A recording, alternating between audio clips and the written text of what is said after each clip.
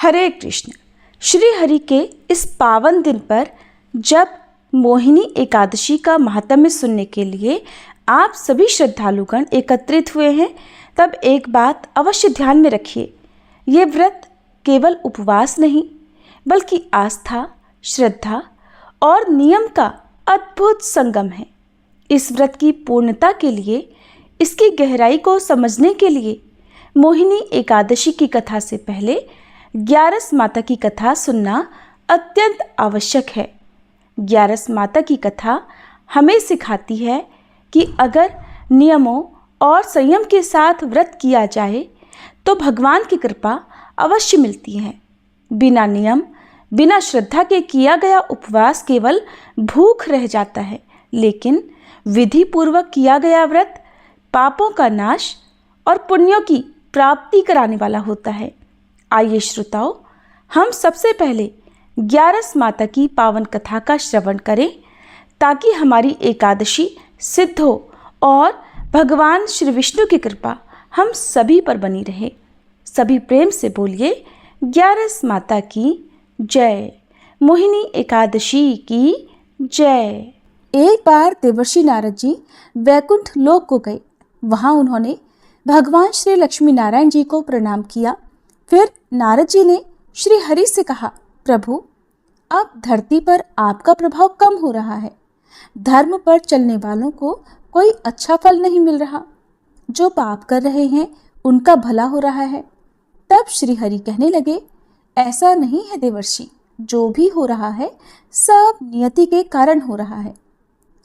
श्री हरि की बात सुनकर नारद जी बोले, प्रभु, मैं तो देखकर आ रहा हूँ कि पापियों को तो अच्छा फल मिल रहा है, लेकिन भला करने वाले और धर्म के रास्ते पर चलने वाले लोगों को बुरा फल मिल रहा है। उन्हें दुख भोगने पड़ रहे हैं।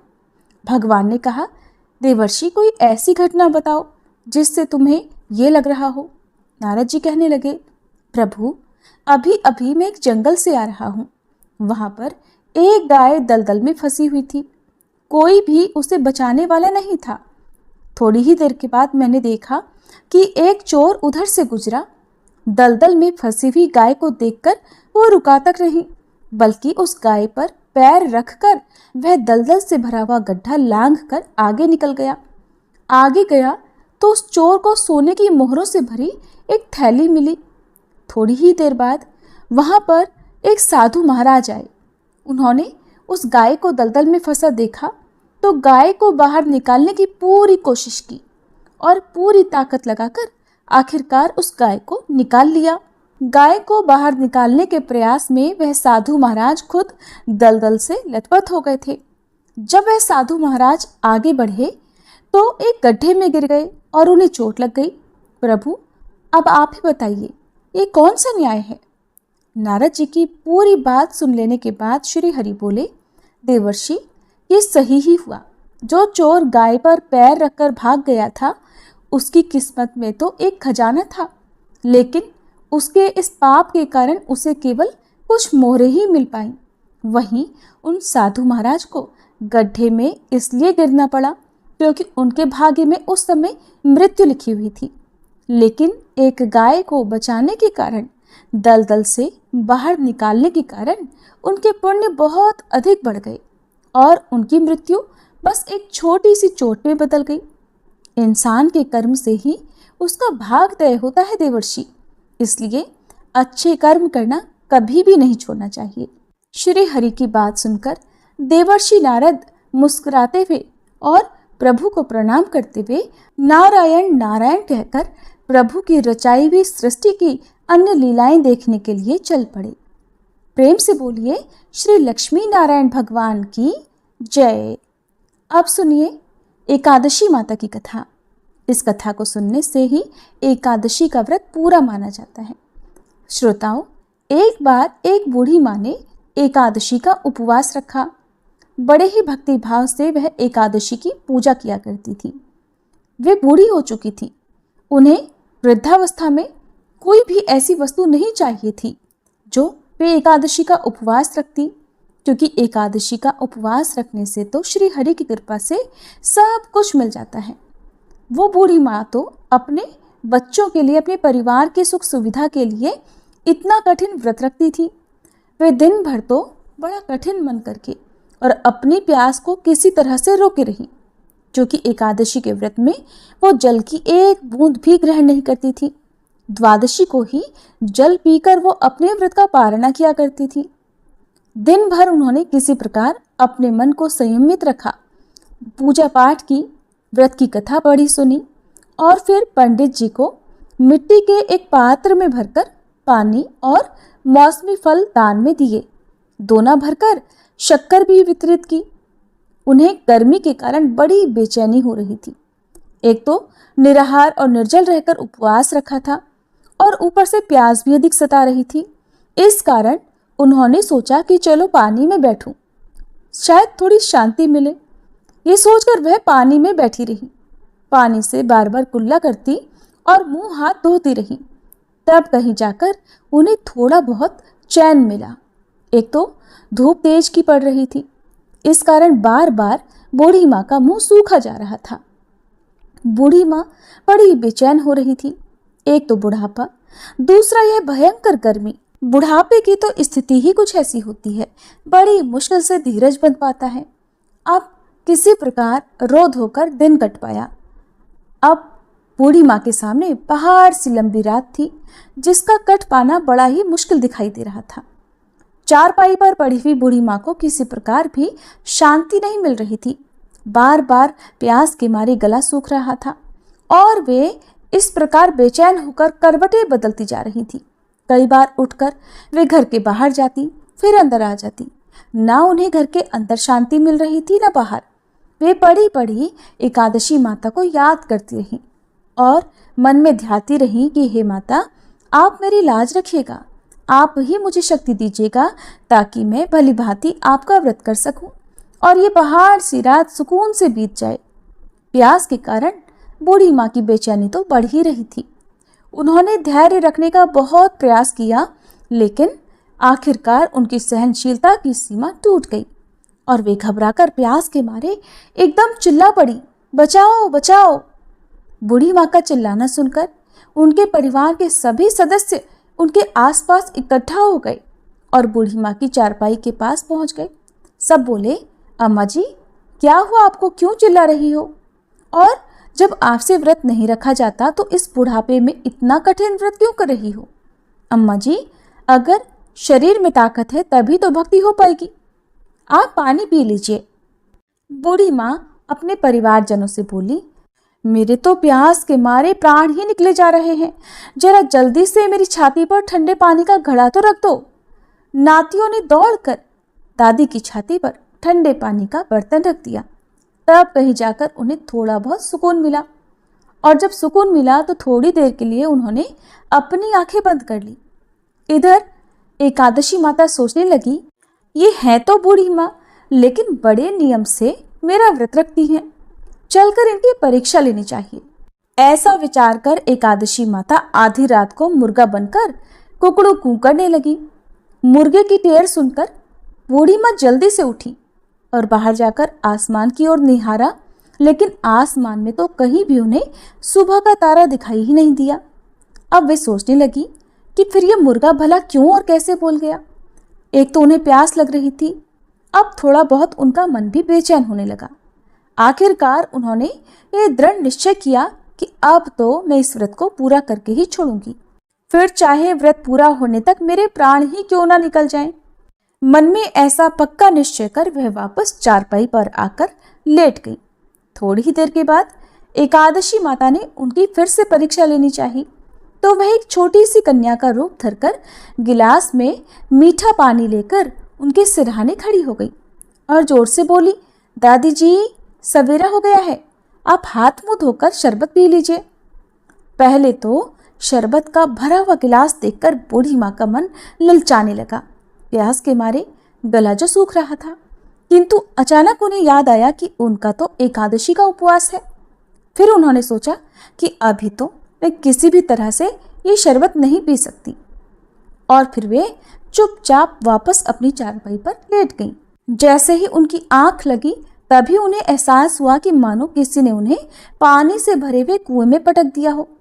वे बहुत देर तक उस कुएं में हाथ पांव चलाती रही, लेकिन इस बीच उन्होंने अपने मुंह में पानी की एक बूंद भी नहीं जाने दी, क्योंकि उनका एकादशी का उपवास जो था, और वे पक्के निश्चय के साथ अपना व्रत पालन करती रही। थोड़ी ही देर में उन्हें ऐसा लगा मानो सामने आग जल रही हो। आग के कारण बड़ी भारी गर्मी लगने लगी। प्यास के मारे उनके प्राण निकलने लगे। लेकिन इतना सब होने के बाद भी बूढ़ी माँ ने पानी की एक बूंद भी नहीं पी। वे तो बस चारपाई पर बैठी बैठी एकादशी माता का ध्यान करती रही। अब सवेरा होने में बस कुछ ही समय है, ये जानकर वे बड़ी तसल्ली के साथ इधर उधर घूमने लगी। एकादशी माता अब तक ये बात अच्छी तरह से समझ गई कि इन बूढ़ी माँ को किसी भी प्रकार से अपने व्रत से नहीं टाला जा सकता। वे उनके सत्य व्रत को भली भांति समझ गई थी। अब सवेरा हो गया तो बूढ़ी माँ ने स्नान किया, भगवान श्री हरि का पूजन किया, फिर एकादशी माता की कथा सुनी, ब्राह्मणों को दक्षिणा देकर भोजन कराया, तब कहीं जाकर उन्होंने जल ग्रहण किया। कन्याओं को भोजन कराने के बाद बूढ़ी माँ ने फिर स्वयं भोजन किया और उस श्रेष्ठ व्रत के प्रभाव से बूढ़ी अम्मा की आयु में वृद्धि हो गई, उनकी आयु बढ़ गई। उनका घर परिवार हरा भरा हो गया। अब उनके घर में किसी भी चीज का कोई अभाव नहीं रहा। उनका घर हर प्रकार के सुख साधनों से भर गया। नाती नातिन से उनका घर भर गया और वे उसी दिन से 12 महीने की एकादशी का व्रत करने लगी। एकादशी माता के व्रत के पुण्य प्रताप से इस संसार में हर प्रकार के सुख भोग कर वह बूढ़ी माँ अंत में भगवान श्री हरि के धाम को चली गई। जैसे एकादशी माता ने उन बूढ़ी माँ को और उनके परिवार को हरा भरा किया, वैसे ही हे एकादशी माता, हम सभी की मनोकामनाएं पूर्ण कीजिएगा। प्रेम से बोलिए श्री लक्ष्मी नारायण भगवान की जय। एकादशी माता की जय। हस्तिनापुर की राजसभा में आज फिर एक विशेष दिव्यता का संचार हो रहा है। महाराज युधिष्ठिर सिंहासन पर विराजमान हैं। हृदय में धर्म के गूढ़ रहस्यों को जानने की तीव्र लालसा है। तभी दूर से श्री हरि श्री कृष्ण के रथ की मधुर ध्वनि सुनाई देती है। सूर्य की किरणें उनके रत्न जटित रथ पर पड़कर चारों दिशाओं को आलोकित कर रही हैं। भगवान श्री कृष्ण मुस्कुराते हुए प्रेममयी दृष्टि से युधिष्ठिर महाराज की ओर बढ़ रहे हैं। उनके चरण पड़ते ही सभा दिव्यता से भर जाती है। महाराज युधिष्ठिर विनम्रता से श्री कृष्ण के चरणों में प्रणाम कर निवेदन करते हैं, हे मधुसूदन, कृपा कर मुझे बताएं कि वैशाख मास के शुक्ल पक्ष की एकादशी, जिसे मोहिनी एकादशी कहा जाता है, उसका क्या महत्व है, इसकी कथा क्या है। तब श्री कृष्ण मधुर वाणी में कहते हैं, धर्मराज, ये एकादशी पुण्य, मोक्ष और समस्त पापों के विनाश की शक्ति रखने वाली है। इसके व्रत से मनुष्य मोह से मुक्त होकर परम शांति और वैकुंठ लोक की प्राप्ति करता है। और प्रिय श्रोताओं, इससे पहले कि हम इस पुण्य कथा का श्रवण करें, आइए हम सभी मिलकर प्रभु श्री विष्णु के चरणों में अपनी प्रार्थना अर्पित करें। हे साक्षात नारायण, हे त्रिभुवन के पालक, आज मोहिनी एकादशी की इस पुण्य वेला में हम सभी आपके चरणों में शीश झुकाते हैं। कृपया हमारे सभी पापों को क्षमा करें, हमें शुद्ध हृदय प्रदान करें और इस व्रत के पुण्य से हमारी मनोकामनाओं को पूर्ण करें। हमें भक्ति, श्रद्धा और प्रेम की शक्ति दें ताकि हम सच्चे हृदय से आपकी सेवा कर सकें। आप ही हमारे जीवन के सार हैं, आप ही हमारे रक्षक हैं। सभी प्रेम से बोलिए श्री विष्णु भगवान की जय, श्री कृष्ण भगवान की जय। अब प्रभु की कृपा से आइए मन, वचन और हृदय से एकाग्र होकर मोहिनी एकादशी की इस अद्भुत कथा का श्रवण करें। एक समय धर्मराज युधिष्ठिर ने श्रद्धापूर्वक भगवान श्री कृष्ण से कहा, हे मधुसूदन, वैशाख महीने के शुक्ल पक्ष की एकादशी का क्या नाम है और उसके उपवास को करने का क्या विधान है? कृपा कर ये सब मुझे विस्तार पूर्वक बताइए। तब भगवान श्री कृष्ण कहने लगे, हे धर्मराज, मैं इस विषय में एक पौराणिक कथा सुनाता हूँ जिसे एक समय महर्षि वशिष्ठ जी ने श्री रामचंद्र जी से कहा था। उसे अब मैं तुमसे कहता हूँ, ध्यानपूर्वक सुनो। एक बार की बात है, भगवान श्री राम ने महर्षि वशिष्ठ से कहा, हे गुरुश्रेष्ठ, मैंने जनक नंदिनी सीता जी के वियोग में बहुत कष्ट भोगे हैं, इसलिए अब मेरे कष्टों का नाश भला किस प्रकार होगा? आप मुझे कोई ऐसा व्रत बताने की कृपा करें जिससे मेरे सभी पाप और कष्ट नष्ट हो जाएं। तब महर्षि वशिष्ठ ने कहा, हे श्री राम, आपने लोक कल्याण के लिए बहुत उत्तम प्रश्न किया है। आपकी बुद्धि अत्यंत कुशाग्र और पवित्र है। आपके नाम के स्मरण मात्र से ही मनुष्य पवित्र हो जाते हैं। आपने लोक हित में ये बड़ा ही उत्तम प्रश्न किया है। अब मैं आपको एक एकादशी व्रत का महात्म्य सुनाता हूँ। वैशाख मास के शुक्ल पक्ष की एकादशी का नाम मोहिनी एकादशी है। इस एकादशी का उपवास करने से मनुष्य के सभी पाप तथा दुख नष्ट हो जाते हैं। इस उपवास के प्रभाव से मनुष्य मोह के बंधन से मुक्त हो जाता है। इसलिए हे राम, दुखी मनुष्य को इस एकादशी का उपवास अवश्य ही करना चाहिए। इस व्रत के करने से मनुष्य के समस्त पाप नष्ट हो जाते हैं। अब आप इसकी कथा को भी श्रद्धापूर्वक सुनिए। प्राचीन समय में सरस्वती नदी के किनारे भद्रावती नाम की एक नगरी बसी हुई थी। उसी नगरी में द्युतिमान नाम का एक राजा राज्य करता था। उसी नगरी में एक वैश्य भी रहता था जो धन धान्य से परिपूर्ण था। उसका नाम था धनपाल। वह अत्यंत धर्मात्मा और नारायण भक्त था। उसने नगर में अनेकों भोजनालय, प्याऊ, कुएं, तालाब, धर्मशालाएं आदि बनवाए। सड़कों के किनारे आम, जामुन, केले, नीम आदि के वृक्ष लगवाए जिससे राहगीरों को सुख मिले। उस वैश्य के 5 पुत्र थे, जिनमें सबसे बड़ा पुत्र अत्यंत पापी और दुष्ट था। वह वेश्याओं और दुष्टों की संगति किया करता था। इससे जो भी समय बच जाता उसे वह जुआ खेलने में व्यर्थ कर दिया करता था। वह बड़ा ही अधम था और देवता, पितृ आदि किसी को भी नहीं मानता था। अपने पिता का अधिकतर धन वह बुरे कर्मों में ही उड़ाया करता था। मद्यपान और मांस खाना उसका हर दिन का कर्म था। जब काफ़ी समझाने बुझाने पर भी वह नहीं सुधरा, तब दुखी होकर उसके पिता, भाइयों और परिवारजनों ने उसे घर से निकाल दिया और उसकी निंदा करने लगे। घर से निकाले जाने के बाद अब वह अपने आभूषणों और वस्त्रों को बेच बेच कर अपना गुजारा करने लगा। धन नष्ट हो जाने पर वेश्याओं तथा उसके दुष्ट साथियों ने भी उसका साथ छोड़ दिया। जब वह भूख प्यास से व्यथित हो गया, तब उसने चोरी करने का विचार किया और रात में अब वह लोगों के घर में चोरी कर करके अपना पेट पालने लगा। लेकिन एक दिन वह पकड़ा गया, किंतु सिपाहियों ने वैश्य का पुत्र जानकर उसे छोड़ दिया। जब वह दूसरी बार फिर से पकड़ा गया, तब सिपाहियों ने भी उसका कोई लिहाज नहीं किया और राजा के सामने प्रस्तुत करके उसे सारी बात बताई। तब राजा ने उसे कारागार में डलवा दिया। कारागार में राजा के आदेश से उसे बहुत कष्ट दिए गए और अंत में उसे नगर छोड़कर जाने को कह दिया गया। दुखी होकर अब उसे वह नगर छोड़ना पड़ा। अब वह दुष्ट जंगल में पशु पक्षियों को मार मार कर अपना पेट भरने लगा, कच्चा मांस खाने लगा।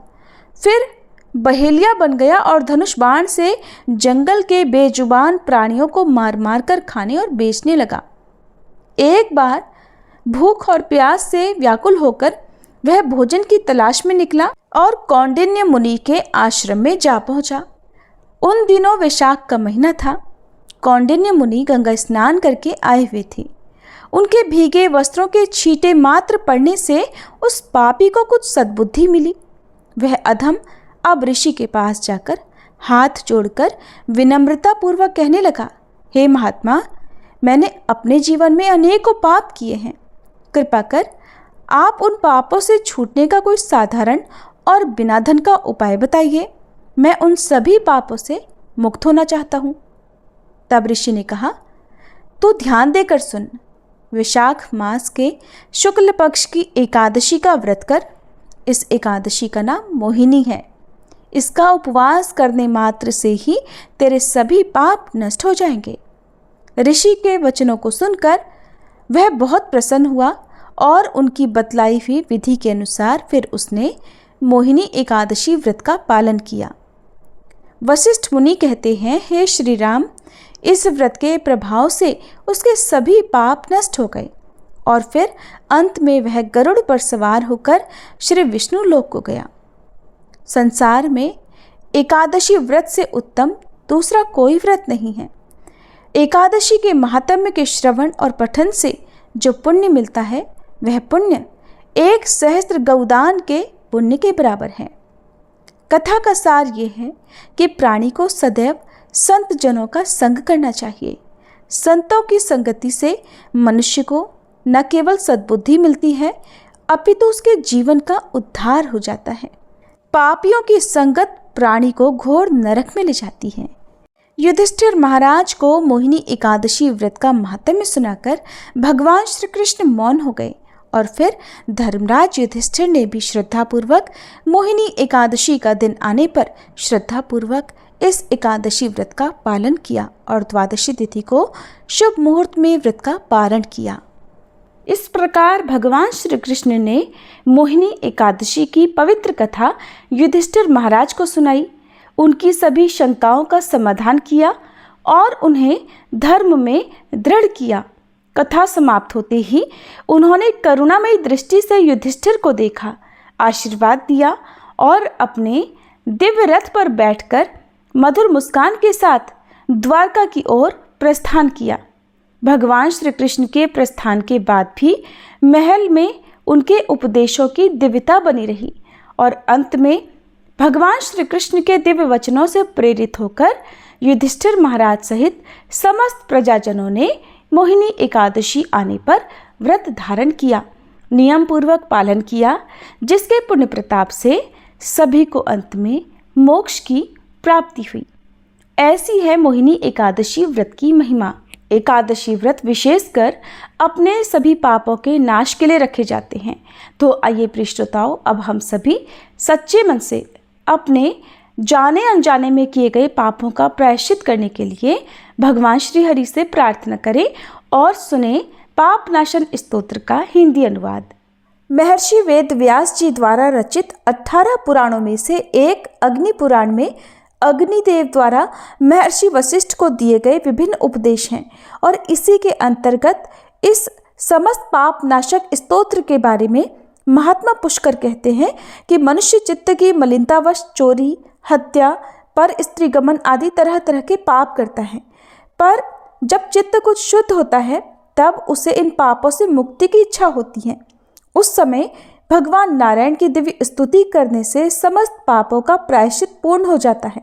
इसलिए इस दिव्य स्तोत्र का नाम समस्त पाप नाशक स्तोत्र है। महात्मा पुष्कर कहते हैं, सर्वव्यापी श्री विष्णु को सदा नमस्कार है, श्री हरि विष्णु को नमस्कार है। मैं अपने चित्त में स्थित सर्वव्यापी अहंकार शून्य श्री हरि को नमस्कार करता हूँ। मैं अपने मानस में विराजमान अव्यक्त, अनंत और अपराजित परमेश्वर को नमस्कार करता हूँ। सबके पूजनीय, जन्म और मरण से रहित, प्रभावशाली श्री विष्णु को नमस्कार है। श्री विष्णु मेरे चित्त में निवास करते हैं। श्री विष्णु मेरी बुद्धि में विराजमान है। श्री विष्णु मेरे अहंकार में प्रतिष्ठित हैं और श्री विष्णु मुझ में भी स्थित हैं। वे श्री विष्णु ही चराचर प्राणियों के कर्मों के रूप में स्थित हैं। उनके चिंतन से मेरे पाप का विनाश हो। जो ध्यान करने पर पापों का हरण करते हैं और भावना करने से स्वप्न में दर्शन देते हैं।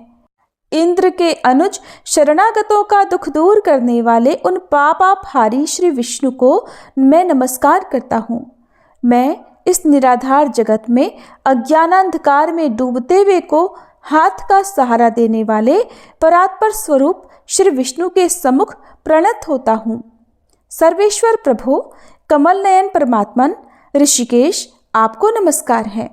इंद्रियों के स्वामी श्री विष्णु आपको नमस्कार है।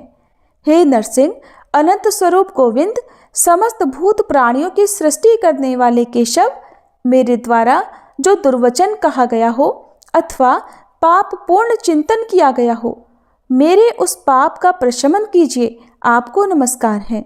केशव, अपने मन के वश में होकर मैंने जो न करने योग्य अत्यंत उग्र पाप पूर्ण चिंतन किया है, उसे शांत कीजिए।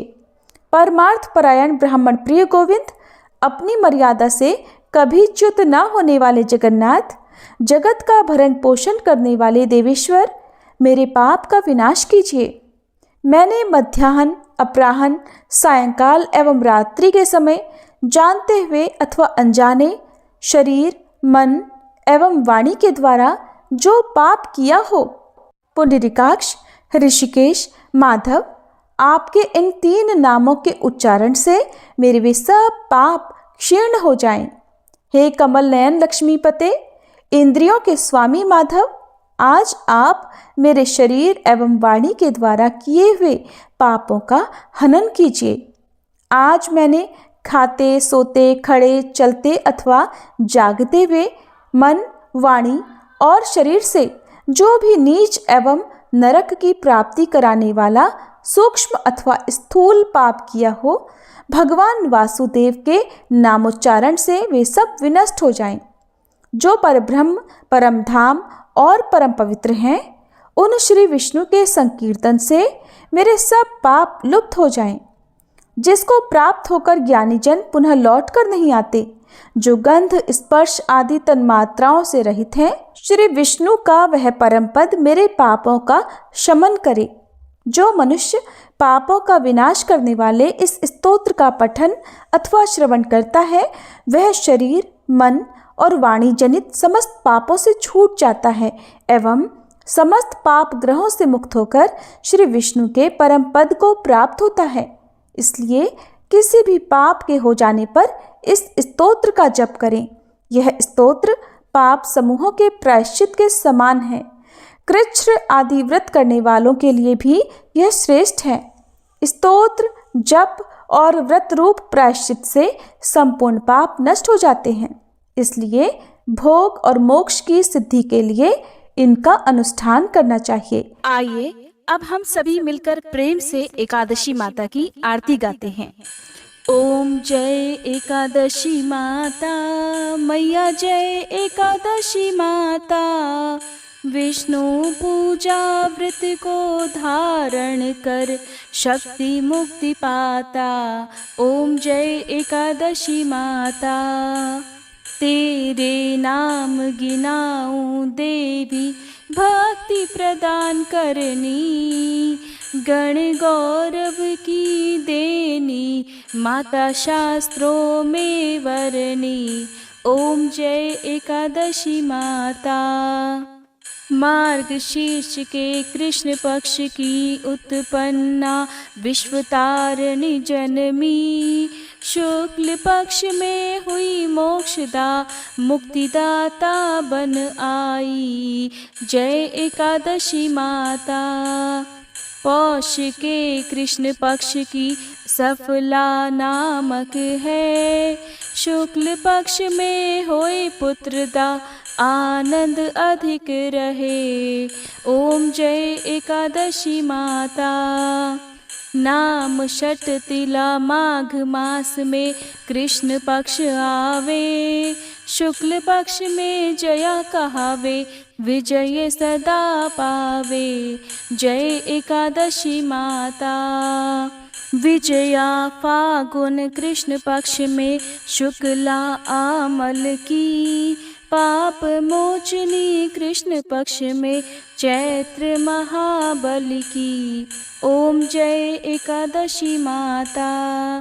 चैत्र शुक्ल में नाम कामदा, धन देने वाली, नाम बरूथनी कृष्ण पक्ष में वैशाख महावाली। ओम जय एकादशी माता। शुक्ल पक्ष में होए मोहनी, अपराजेष्ठ कृष्ण पक्षी। नाम निर्जला सब सुख करनी, शुक्ल पक्ष रखी जय एकादशी माता। योगिनी नाम आषाढ़ में जानो, कृष्ण पक्ष करनी। देव शयनी नाम कहायो, शुक्ल पक्ष धरनी जय एकादशी माता। कामिका श्रावण मास में आवे, कृष्ण पक्ष कहिए।